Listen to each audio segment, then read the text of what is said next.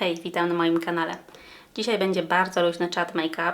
Jest piątek, późnym popołudniem, jestem już po pracy i szczerze mówiąc jestem padnięta, ale potrzebuję chwili wytchnienia, relaksu, także zdecydowałam, że pomaluję się teraz i przy okazji to nagram. Dziękuję wszystkim, którzy głosowali w mojej mini ankiecie na zakładce społeczność. Dałam tam Wam do wyboru 3 palety, które ostatnio kupiłam, recenzowałam i się nimi jakoś troszeczkę bawiłam i którymi dalej bawię się poza kamerą. I tam zdecydowana większość z Was, bo aż 49%, musiałam tutaj zerknąć, zobaczyć jaki jest stan na ten moment, zdecydowaliście, żeby Natasza Denona i paleta Yuka wróciła na kanał, także to nią wykonam dzisiaj makijaż oczu. Myślę, że pójdę w stronę, słuchajcie, bardziej taką, no nie chcę powiedzieć chłodną, bo ta paleta nie jest zbyt chłodna. Natomiast w którymś z ostatnich filmów wiele z Was zwróciło mi uwagę, że mam bardzo ładny makijaż oczu i to był właśnie makijaż wykonany tą paletą. Natomiast był inny niż te dwa, które robiłam w recenzji tej palety, także coś podobnego zrobię dzisiaj. I porozmawiamy sobie trochę o niej więcej, jakie mam wrażenia po użyciu jej trochę więcej razy. Natomiast jeżeli chodzi o nowe produkty, będę testować, słuchajcie, primer od Toma Forda, Traceless Soft Matte Primer. Ja mam tu taką mini próbeczkę tego, udało mi się dostać takie coś w Sephorze. Natomiast jest to primer, o którym czytałam, słyszałam, wiele razy próbowałam go kupić, ale albo był wyprzedany, albo zdawałam sobie sprawę, ile kosztuje i no nie byłam w stanie pociągnąć za spust. Poza tym mam też nowy produkt do twarzy, jest to Tinted Moisturizer od Laura Mercier i to znowu jest produkt, o którym gdzieś tam słyszałam, myślałam, a teraz udało mi się po prostu dostać go trochę w bardziej atrakcyjnej cenie. Nie jestem pewna tylko, czy nie będzie za jasny, ale mówi się trudno, zobaczymy. I tak z nowych rzeczy, wydaje mi się, że nie pokazywałam Wam jeszcze tak w akcji tego nowego różu od Diora. To jest kolor 006 Berry. Przyszedł mi za to dzisiaj też Cherry, także pokażę Wam je oba, jak będę wykonywać policzki, natomiast użyję raczej tego. Wydaje mi się, że ten będzie mi bardziej dzisiaj pasował. I to tyle w sumie z nowości. Jeżeli chodzi o pozostałe produkty, dałam sobie tutaj trochę z Diora, jest Pat McGrath, jest Tower 28, także miks. Także zapraszam Was już serdecznie na tą część makijażową. Weźcie sobie coś do picia czy do jedzenia i zrelaksujmy się razem. Zaczynam więc standardowo od primera. Tak jak mówiłam już we wstępie, będzie to Tom Ford Soft Matte Primer. Okazuje się, że ta próbeczka ma taką śmieszną pacynkę jakby. Może być całkiem przyjemnie nakładać ją na twarz. Aczkolwiek dużo tego nie nakłada, więc trochę czasu może to potrwać. Ale jest to produkt w takiej formie kremu, także jest to jedyna forma, w jakiej mogę w ogóle wyjąć ten produkt z tak malutkiej buteleczki. Pachnie standardowo, tak jak Tom Ford i wszystkie jego produkty, szczególnie te płynne. Mam nadzieję, że moje oczy to przeżyją. Ja zazwyczaj nie jestem fanką matowych primerów, raczej wybieram te nawilżające. Natomiast takie legendy już krążą na jego temat, że no chciałam po prostu spróbować. Bardzo się cieszę, że mogę to zrobić w formie darmowej próbki, a nie kupowania całej butelki, ponieważ koszmarnie drogi jest ten primer. Ale powiem Wam, że naprawdę zaczynam czuć, o co chodzi.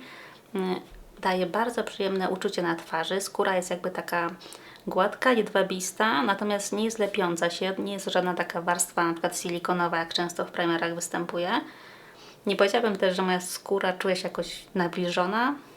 Raczej jakby była po prostu zadbana, ale jednak gładka, sucha, tylko nie w tym złym tego słowa znaczeniu, tylko po prostu taka normalna w ciągu dnia, nie tuż po nałożeniu kremu. O to mi chodziło. Nie jestem pewna tej funkcji matowienia. Nie jest to na pewno coś, co preferuję. Raczej próbuję się rozświetlać niż matowić. Głównie dlatego, że mam suchą skórę. Natomiast wydaje mi się, że mam taki efekt trochę bluru na twarzy.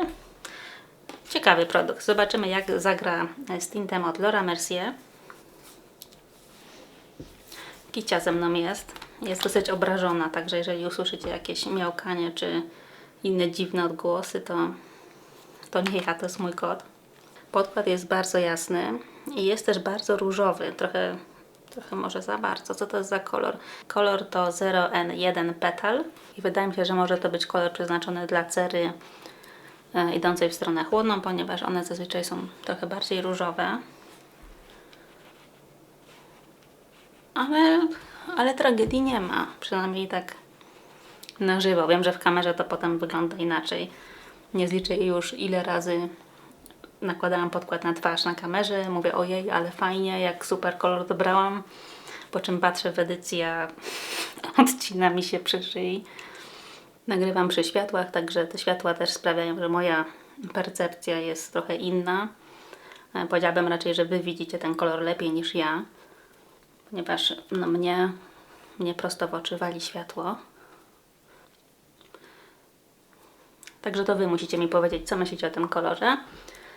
Póki co wydaje mi się, że jest całkiem przyjemnie. Jest bardzo taki kremowy, lekki, tak jak to tint zazwyczaj bywa. Z kryciem jest tak, no, bardzo lekko. Jako że jest już dosyć późno, to nie zależy mi jakoś bardzo na kryciu. I tak długo ten makijaż na mojej twarzy nie będzie. Nigdzie też nie wychodzę. Jedynie schodzę do kuchni, żeby z mężem zjeść jakąś kolację. Ale wydaje mi się, że jest całkiem nieźle. Bardzo taki lekki produkt. Przyjemny na twarzy. Na pewno nie wysuszający, ani nie podkreślający suchych skórek. Kolor pewnie mogłabym wybrać lepszy, ale byłam szczerze mówiąc trochę w pośpiechu i nie było pełnej gamy kolorystycznej, także wyszło jak wyszło, ale wydaje mi się, że jest nieźle. Może troszeczkę za różowy. To jest jednak coś, co bardzo łatwo ograć czy pudrami, korektorem, bronzerem, innymi produktami, które nakładamy na twarz, także w ogóle się tym nie przejmuję. Jeżeli chodzi o korektor, będę używała korektora z Dior z serii Backstage. Mój jest w kolorze 0N. Jest naprawdę jasny. Zobaczymy, czy przykryje mi dzisiaj te zasinienia, ponieważ w końcu mogliście też zobaczyć, jak moja skóra wygląda, jak jestem strasznie niewyspana. Chronicznie można powiedzieć niewyspana. Tutaj nawet w podglądzie już widziałam, że mam pod oczami tą okolicę nie tak gładką i ładną jak zawsze. Tylko już troszeczkę tych zasinień jest. Natomiast nie jest to jakoś mimo wszystko dużo i nic, z czym powiedziałabym, że się zmagam. Natomiast ten korektor jest dosyć kryjący, także powinien dać radę. I tak to wygląda. Wydaje mi się, że jak na wieczór spędzony w domu w piątek jest w sam raz. I nałożę może teraz bronzer. Mam kremowy i pudrowy, ponieważ staram się używać teraz dwóch na raz. Chyba że coś testuję. I jest to Tower 28 Sculptino w kolorze Broad. Bardzo przyjemny krem. To jest jedna z takich, powiedziałabym, bardziej dostępnych cenowo marek, jeżeli chodzi o takie mimo wszystko marki sephorowe. W Polsce, z tego co wiem, w Sephorach nie jest dostępny, natomiast na pewno go gdzieś znalazłam, chyba na Cult Beauty albo Look Fantastic. Wiem, że już kiedyś o nim mówiłam na kanale i na pewno linkowałam, bo sprawdzam zawsze dostępność w Europie czy w Polsce, jak się uda. Bardzo przyjemna formuła, trochę gęstsza. Także jeżeli lubicie takie gęstsze kremy, to ten może być całkiem niezły. Natomiast nie powiem, żeby był to jakiś mój, nie wiem, ulubiony nowy bronzer czy coś takiego. Jest po prostu w porządku. Bardzo w porządku, cieszę się, że go mam. I w sumie tyle na jego temat. Ale powiedzcie mi, jak Wasz tydzień? Czy był męczący? Czy jeszcze jest męczący? Bo w sumie się nie skończył. Mam nadzieję, że jednak był bardzo miły i słoneczny. I nie jesteście tak zmęczeni jak ja. Ja w sumie nie wiem, co się stało. Czy ten tydzień był naprawdę taki okrutny. Nic takiego się nie działo. Po prostu praca, dom, życie, mówiąc najprościej. Wydaje mi się, że jednak dużo robi regeneracja albo jej brak, także nawet jeżeli codziennie robimy to samo, czy nic się w sumie takiego nie zmienia, ale na przykład nasz sen nie jest taki jak powinien, albo odżywianie przejdzie trochę w nie tą stronę, co powinno, to ogólnie rzecz biorąc czujemy się bardziej zmęczeni i tak wyszło u mnie niestety. Ale słuchajcie, nie ma tego złego. Weekend za to mam wolny od pracy, także cieszę się. Ostatnio tak niestety bywało, że w weekend też coś tam musiałam zrobić i być może to właśnie to doprowadziło do tego ogólnego zmęczenia. Po prostu za dużo naraz. W tej chwili nakładam tylko puder. To jest ten puder z Hudy. Jak ty się nazywasz? Sugar Cookie. Tak naprawdę używam dwóch pudrów na zmianę, jeżeli chodzi o te pudry sypkie I to mi wystarcza. Ciężko mi się właśnie zmusić, żeby użyć czegoś innego, bo te dwa, które używam w sumie na zmianę, są bardzo dobre. I mowa tutaj właśnie o Huda Beauty Sugar Cookie oraz ten puder z Givenchy. Genialny. Jak jestem już przypudrowana, to nałożę sobie bronzer w takiej formie pudrowej. Będzie to ten od Diora w kolorze 004 Tan Bronze. Bardzo go lubię. Naprawdę odkąd go kupiłam, to dosyć często go używam. Jest po prostu bardzo przyjemny, łatwy w użytku. Dodatkowo całkiem ładnie pachnie, więc jest to całkiem przyjemne.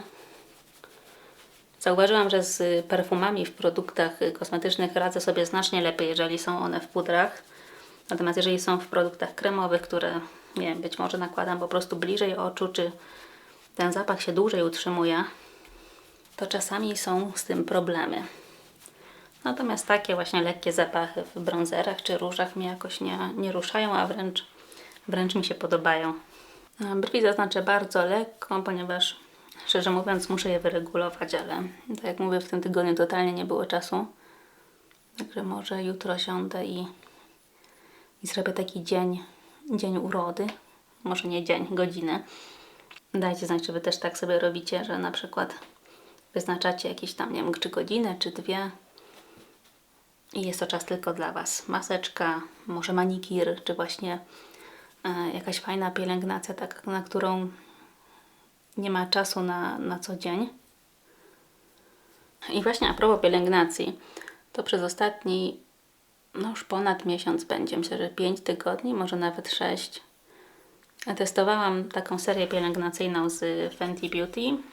To się jakoś inaczej nazywa, nie? Ta ich seria pielęgnacyjna. Nie mam pamięci do nazw. W każdym bądź razie jakiś właśnie tam niecałe 2 miesiące temu kupiłam, można powiedzieć, że w sumie taką mini serię.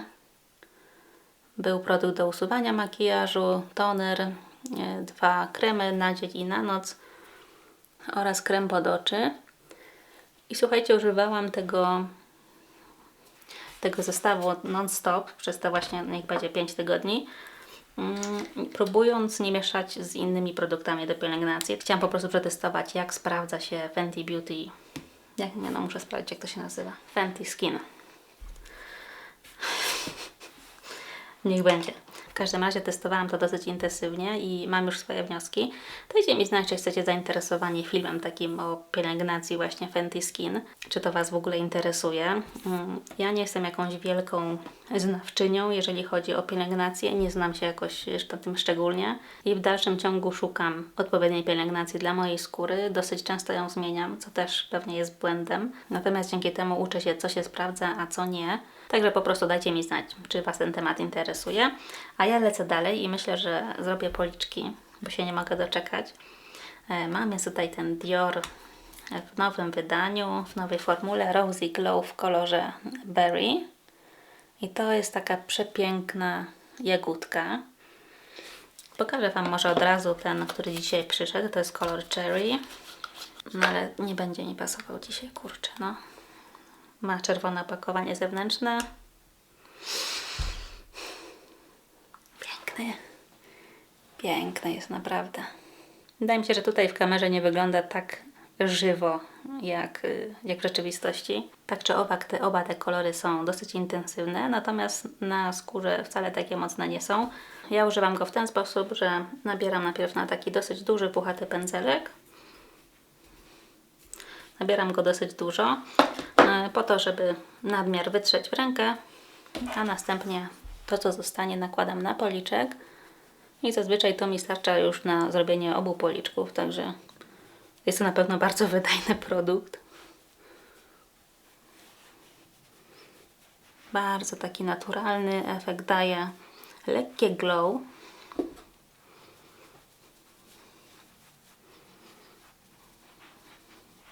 I tyle wystarczy. Wydaje mi się, że wygląda bardzo ładnie, zdrowo. Wcale nie jest taki straszny, jak wygląda w opakowaniu. Jeżeli chodzi o rozświetlacz, tutaj będzie dzisiaj Pat McGrath. I to jest ten rozświetlacz z jej głównej kolekcji, nie jest to żadna limitka. To jest najjaśniejszy kolor, nazywa się Lunar Allure. I jest to taki bardzo chłodny, lodowy rozświetlacz. Przyznam, że nie zawsze mam ochotę go używać właśnie przez to, jak jasny jest. Ale dzisiaj wydaje mi się, że do takiego bardziej, no nie chcę powiedzieć chłodnego, bo ten makijaż nie będzie chłodny, ale powiedzmy chłodniejszego makijażu wygląda bardzo ładnie.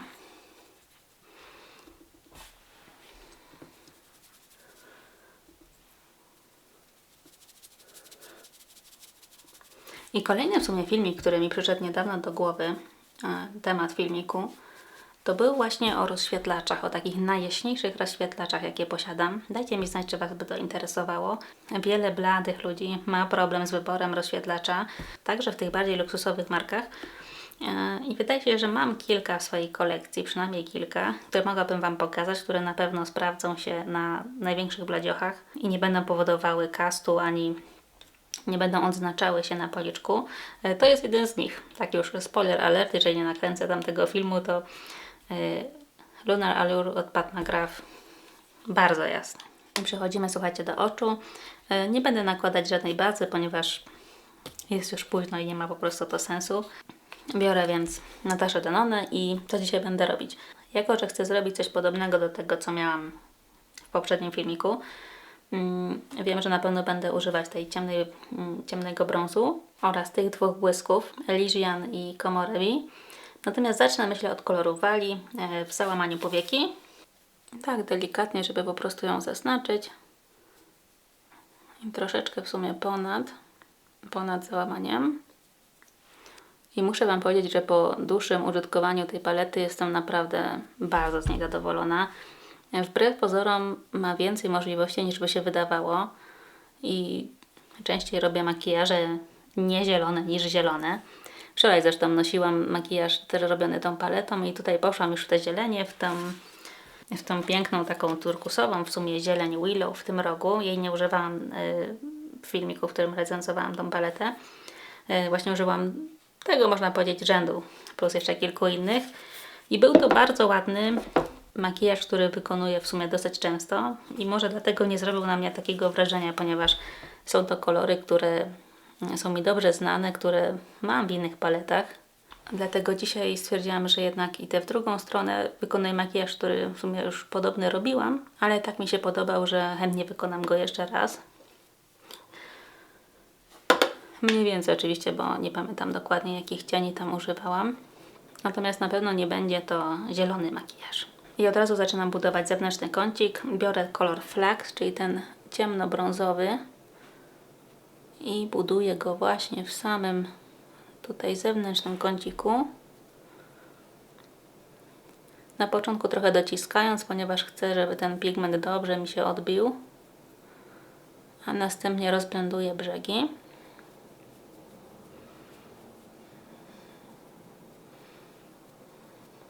Słuchajcie, zaraz spadnę z tego krzesła, dosłownie. Kot mi się położył między oparciem a mną i coraz bardziej się rozpycha. Dobrze, że mam biurko przed sobą, bo inaczej bym naprawdę spadła. Kto z Was ma koty? Mówić mi od razu. Ja jestem wielką kociarą, naprawdę straszną. Całe życie w sumie lubiłam koty i zawsze koty gdzieś tam wokół mnie były. Także jeżeli macie kota albo lubicie kota, na pewno byśmy się dogadali. I może słuchajcie, od razu przejdę do górnej powieki, dolną zrobię jak skończę górną. Głównym cieniem, jaki będę używać, tym błyszczącym, będzie Elysian. Natomiast na jego środek nałożę Komorebi, ponieważ to jest taki piękny toper, który nam rozjaśni tą wewnętrzną, w sumie wewnętrzny kącik też. Wewnętrzny kącik oraz środek powieki. Natomiast najpierw ten Elysian na całą powiekę. To jest na pewno jeden z moich ulubionych cieni w tej palecie. Może trochę przez to, że nie jest zielony i jest tak bardzo błyszczący. Cudowny, naprawdę. I teraz ten Komorebi na środek powieki.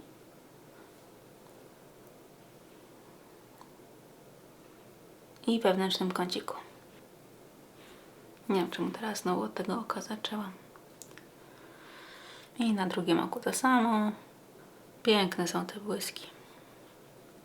To jest właśnie poziom błysku, którego brakowało mi w palecie od Anastazji. One niby były też błyszczące, nie tak co prawda, ale ładnie błyszczące, natomiast były takie suche. Nie wiem, ja po prostu chyba nie lubię suchych bardzo cieni. Natomiast zgadzam się, że te mogą być dla niektórych mniej przyjazne w użytku, ponieważ mają więcej drobinek, takich luźnych drobinek. Także jeżeli na przykład macie problem z osypem, czy bardzo tego nie lubicie, bo wiem, że są tacy ludzie, co nie ścierżą chociażby jednej kropeczki, no to rzeczywiście te mogą niekoniecznie podpasować. I teraz delikatnie rozblendowuję tej granicy, dokładając troszeczkę też tego Elasian, tego koloru bardziej stalowego.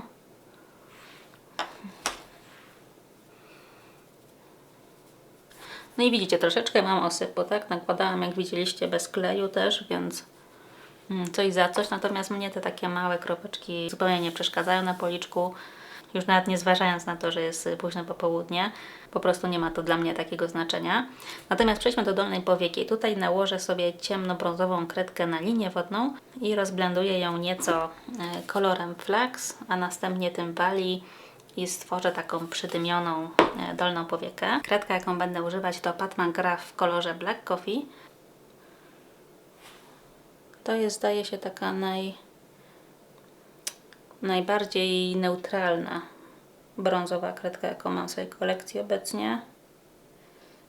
Niestety ta brązowa kredka od Nataszy jest dosyć ciepła, także ona nie zawsze mi pasuje. No ale widzę, że Natasza się rozkręca, jeżeli chodzi o te kredki, także liczę, że z czasem będzie tych kredek dużo więcej.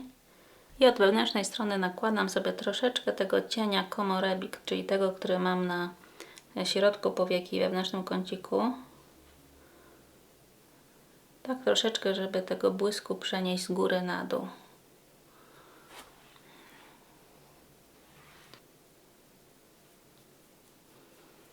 No dobrze, wyduszuję rzęsy i wrócę do Was ze szminką. Muszę ją jeszcze wybrać. Jako szminkę wybrałam Natasha Denona z tej serii Annie the Nude. Jest to kolor 12 NB Michelle. Dawno jej nie używałam, więc myślałam, że może dzisiaj.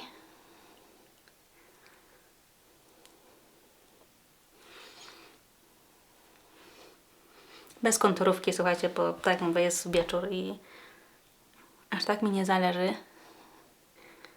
Poza tym jest to formuła bardzo kremowa. Ja nie zawsze nakładam konturówki do ust. Dajcie mi znać, czy Wy tak robicie. Szczególnie jeżeli chodzi o nudziaki. Jeżeli chodzi, wiadomo, o czerwienie, o te bardziej mocne czy żywe kolory, no to wtedy jak najbardziej. Natomiast jeżeli chodzi o kolory nude, tutaj nie zawsze. Także tak wygląda, słuchajcie, skończony makijaż. Dajcie mi znać, jak Wam się podobało i co myślicie o moim kolejnym makijażu paletą Yuka. Ja naprawdę jestem przeszczęśliwa, że tą paletę posiadam. Daje mi dużo więcej radości i makijaży niż sądziłam. Myślałam, że to będzie taka typowa paleta do makijaży zielonych i na tym się skończy. Natomiast wydaje mi się, że ten makijaż jest bardziej brązowy. Ma oczywiście trochę tą nutę taką oliwki, zwłaszcza w tym kolorze, który mam w wewnętrznym kąciku. Natomiast generalnie nie jest to taki żarący zielony.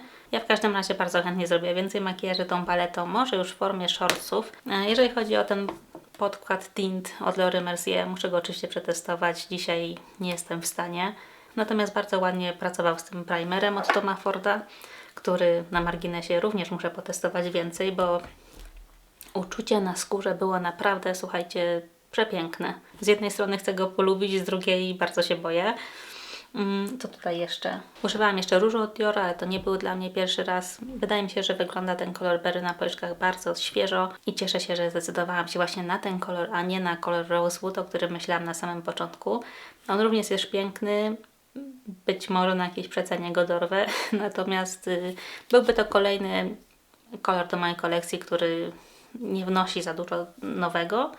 Natomiast ten berry oraz cherry petardy. Naprawdę nie bójcie się ich, jeżeli chcecie spróbować takich właśnie kolorów bardziej żywych, ale jednak na skórze wyglądających normalnie, to może warto spojrzeć w stronę Diora. Dobrze, słuchajcie, dziękuję Wam pięknie za dzisiejszy czas. Ja w końcu zamykam ten dzień, idę robić kolację z mężem i mam nadzieję, spędzimy miło wieczór. Spróbuję jeszcze do Was wrócić w niedzielę, ponieważ mam kilka pomysłów na filmy.